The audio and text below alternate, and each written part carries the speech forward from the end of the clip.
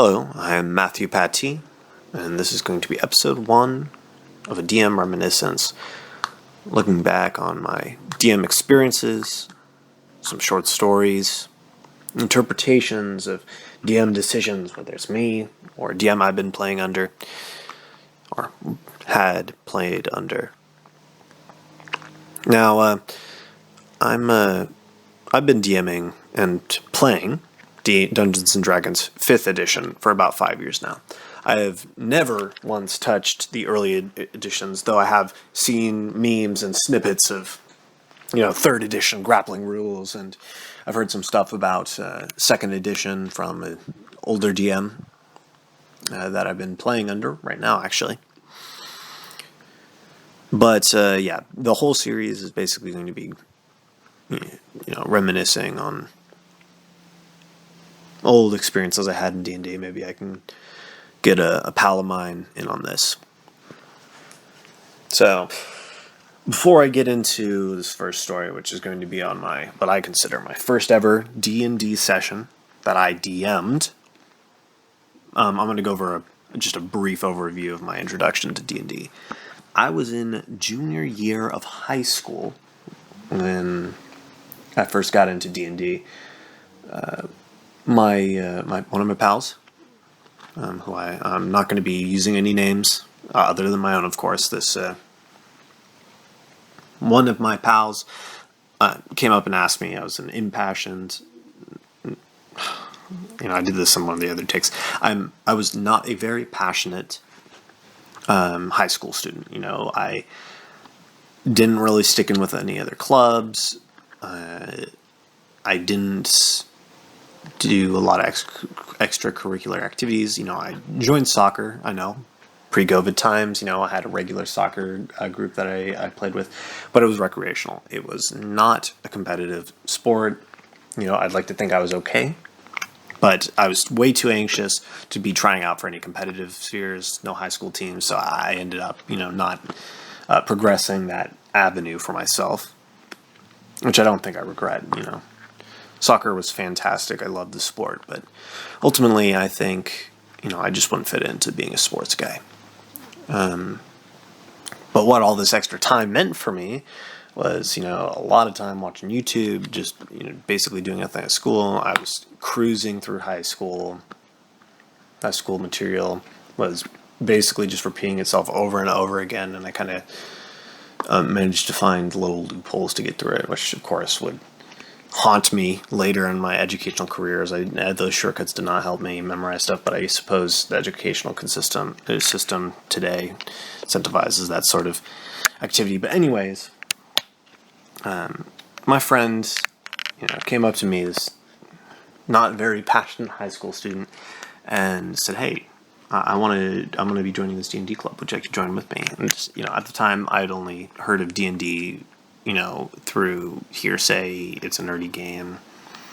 I'd never even asked my dad if he ever played Dungeons and Dragons, but, I'll go over a story about the time I asked my pops about that, and some of his first experiences. Maybe I can ask him to speak in on one of these. But, yeah, I said yes. Sure. Why not? Because he was my pal. I didn't have a lot of friends, so I would love to hang out with my friends more. Though I was, kind of a socially anxious person, and even now I am, though I've overcome, I think, quite a bit of that. So we joined the D&D club, and there's a few people I know, mostly through my cousin. And the first session I played, I made my first character ever. Well, it wasn't really a session. It was more like a character creation session. I'm sure you guys have had those session zeros, kind of, but I wouldn't even call it that because we weren't really talking about the context of the campaign, more just making characters. Session 0-ish came like in the actual official first session, but I made my character, and my character was, of course, the most original first character. Everyone probably thinks that their first character is super original. Or they're self-aware, I guess. I was kind of self-aware because I did make a character by the name of Conan the Barbarian. Conan the Barbarian. It was just, except, it wasn't like a a cool superhero episodic adventurer, that's been through all this stuff. No, he was a amnesiac, basically tabaxi, barbarian. I rolled insane for his stats, but I was like, man, these stats are too high. I want to play a stupid guy. So, because I didn't want to think much. So I was like, hey, can I make this like 17 that I have, this extra 17 that I have, just a pocket 17 on the side here, a 6? And DM, of course, said yes, probably happy at the time that to get rid of one of my good stats.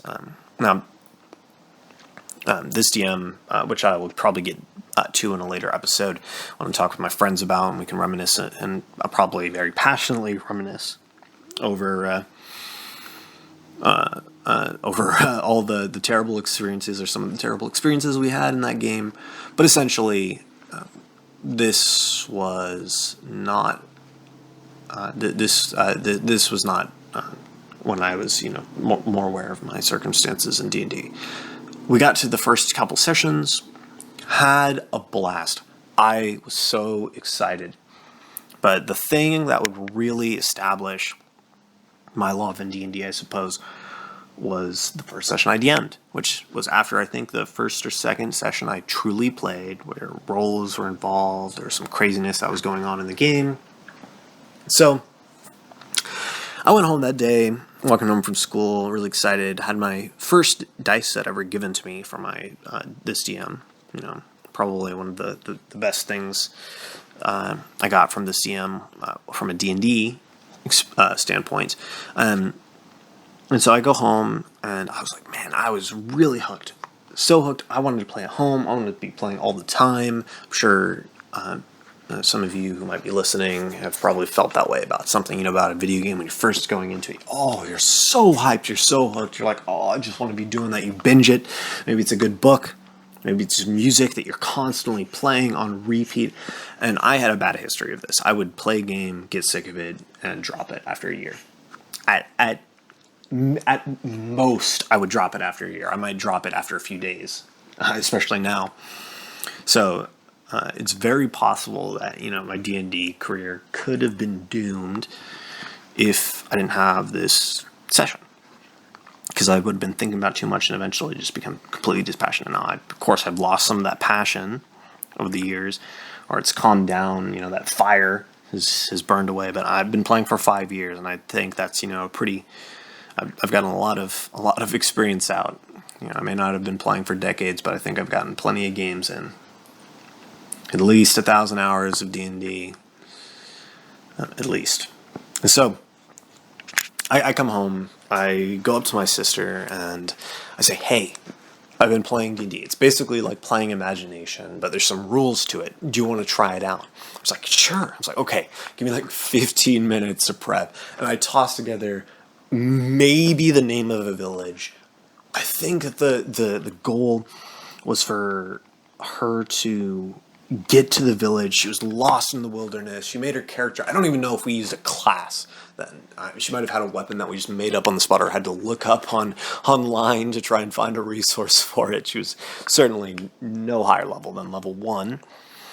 And so basically, at the start of the session, like, you're in this forest, you're lost.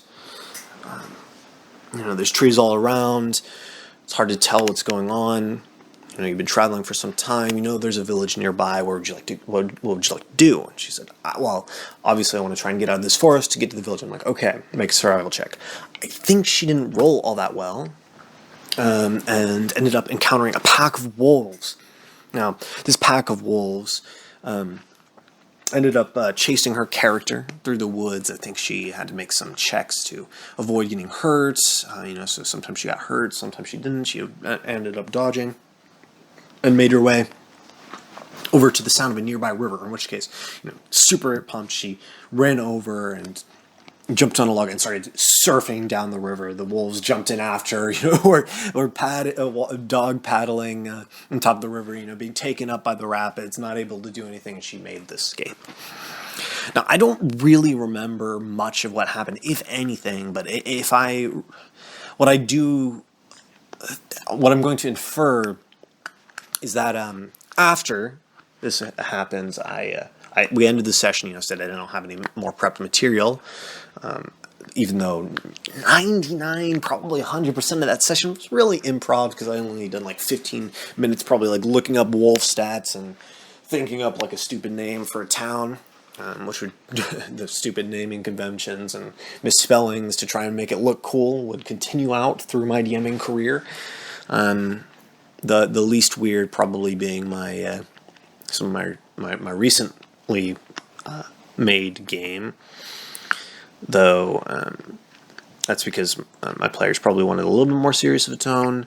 Though I'm all for goofy namings and goofy characters. Trust me, that is my jam. It's just that campaign setting currently is a lot more serious, though. It will get a little bit more wacky later on, just out of the pure nature of the place they'll be going later. But that's for another story. Basically, that's my first D&D session. Now, I should say session in quotation marks, because can you consider really like a maybe an hour of playing? Yes, an hour. Probably most of that was just us laughing and being like, "Whoa, what's happening? What's going on?" Trying to figure out the game rules, putting it together, right? But at the end, my sister was really happy, really excited. I was really pumped. It was my first game I ever DM'd. Of course, we didn't continue it. That's not how. That's not how our D&D games work. We were just so hyped.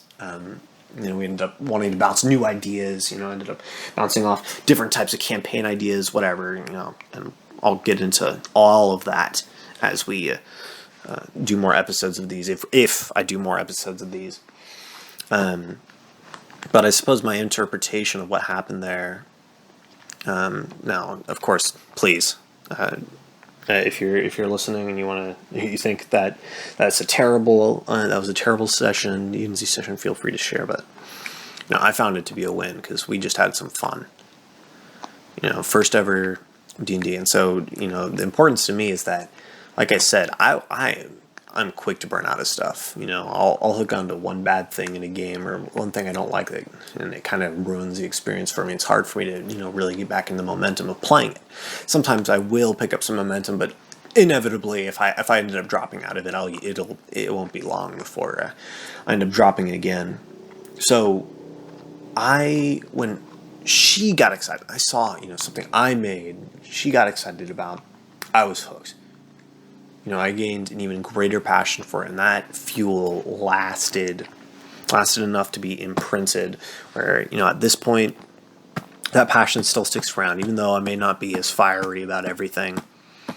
I'll still laugh, still feel good seeing the smiles on people's faces, and, I won't be as hurt when people aren't having fun, or I think people aren't having fun by bad circumstances, conflict, stuff like that. Now, that's my first D&D story, and I want people out there to know that this first D&D group I played with, despite that being my first DMing experience, and you can imagine what I was like as a player, goofy, maybe a lot of numbers focused, because I was really getting into the game, I was really getting into the mechanics, fully just interested in exploring everything about this game, that I knew nothing about and thought was just a nerdy blast, and I ended up becoming arguably way more nerdy because of it. But yeah, you can imagine that what kind of player I was, what kind of DM I was, just kind of off the cuff, improv, really in it for my enjoyment, for better and for worse. Super passionate, excitable, still am. But I hope it for any of you who haven't played D&D before but want to, are vaguely interested in trying it, to perhaps take in mind that your games don't need to be perfect to have fun. What matters is does what you made, or does what you plan, make you happy, and make your other party members, your other group members enjoy, right? Are you adding to the experience? And if the answer is yes, you're doing good. You're doing fine. Nuances, the acting, the rolling with the punches, the table etiquette, all of that comes with practice, failing, learning. or just being good all the way through. I mean, that's certainly also another option. It's always good to keep an open mind when you're playing and learn from your experiences. That was my first D&D experience, and I hope you guys all enjoyed that. Actually, this is my fourth take. The first one was really long, and I think it was around 27 minutes. And I don't know. I think I talked about too much personal stuff, and ended up wanting to go too deep into it. So I tried this, but yeah. I mean, in the future, I may make more of these. Maybe in an hour if I'm feeling really into it. Maybe in a week. Maybe maybe never. We'll see. But if you ended up liking this, feel free to leave it down in the comments. Just share your support, I guess. Don't need to subscribe or like, but if you really want to, explain your passion, feel free to leave a comment. That is, I guess, a good way to keep me making these if you enjoyed that. All right. Anyways, I'll stop holding you to the, I suppose, kind of cringy outro. Sorry about that. Hope you all have a nice day. Bye.